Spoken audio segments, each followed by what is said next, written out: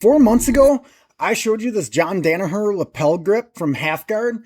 Since then, I've got hundreds of live rounds into this bad boy, and I'm using it a lot in my World Masters camp. This is 2.0. I got stuff in here help me, so I'm hoping it's going to help you. Okay, we're always looking to take our training partner's jacket out, and from here create, as it were, a rope-like effect with the lapel of the jacket all the way down here by the skirt of the jacket. Once we get underneath our training partner, from here we're going to take our arm. I can't hit my arm here around the waist for this. We need our wrist where the buttocks meet the hamstring. And we're going to feed that lapel all the way through and feed it across. Right off the bat, if you cannot get the lapel, get the belt. Oddly enough, if you start with the belt, the lapel finds its way there and you can switch. I do it all the time. Right here and get a good grip just in like so. Now, normally from here, we're obsessed with the idea of hooking onto our training partner's leg. But because you've used your training partner's jacket in this way, we can start to... Actually, John, you know what happens to me a lot? This shit right here, because I'm screwing around trying to get the lapel or the belt, they get their knee through, and it's like I'm losing the position. But this is where the in case of emergency break glass really comes into play. What you don't realize, you don't need the leg if you got the grip. Relinquish this. There's no need for us to connect so strongly with our leg here. We can take that outside hook away, and from here we can start coming up to our base. When I'm trying to grab the belt or the lapel, these guys, they get the leg through. The leg is through, but I have the lapel, and as we can see what John shows us, he's letting go of the leg anyway. Not saying do it my way. I'm just saying this is how it goes in my real life. If our opponent sprawls, that grip is not going anywhere. It also enables me to free my other hand. Normally in single legs, we're locking our hands. No need here, no matter how strongly. One sneaky little thing that I'll do, if I don't want to come up to a single leg, I'll use my right hand and just grab the foot and pull it in. And it works very similar to a knee tap. I'm never going to lose this grip to a sprawl. Now from this position, we're going to start coming up to our base.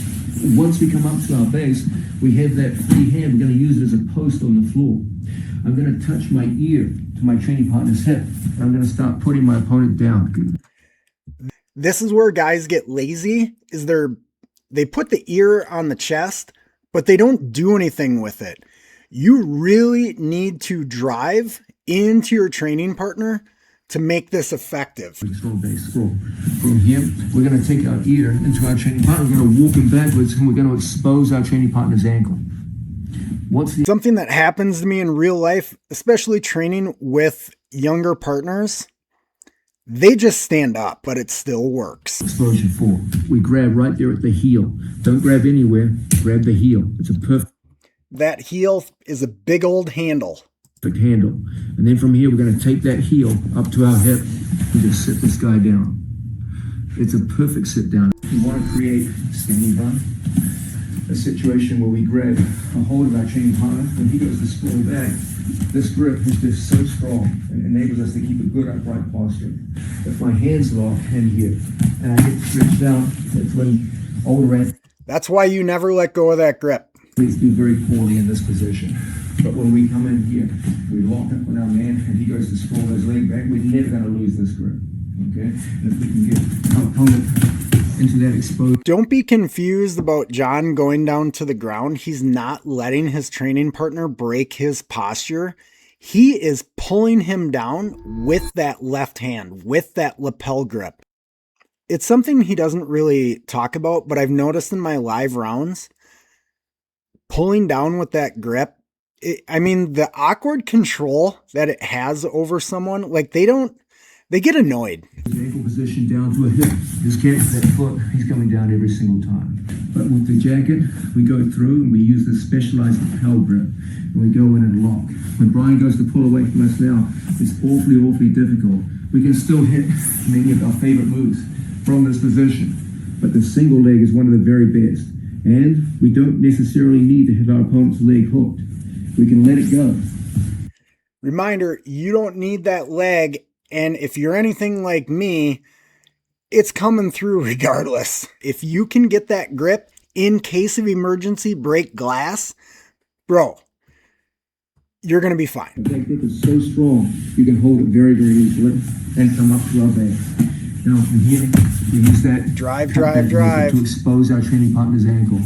Then we just catch, just pull. This is my in case of emergency break glass. Original video is linked in the description with everything Old Guy Flow is there too. I appreciate you watching. Subscribe, like, all the good things. We'll see you at the next one.